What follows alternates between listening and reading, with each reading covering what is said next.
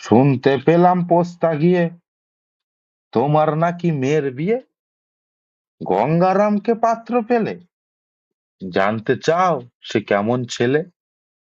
মন্দ নয় সে, পাত্র ভালো, রং যদিও বেজায় কালো।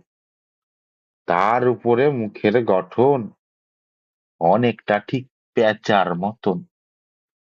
বিদ্যে বুদ্ধি বলছি মশাই, ধন্যী ছেলের অধ্যাবসায়।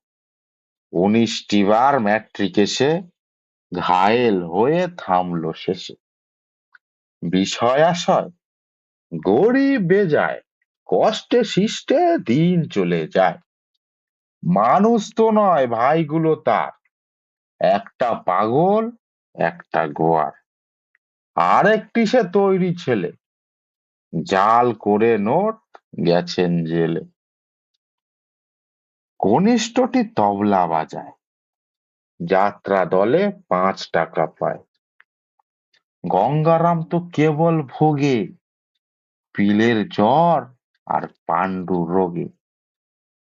কিন্তু তারা উচ্চ ঘর, কংসরাজের বংশধর।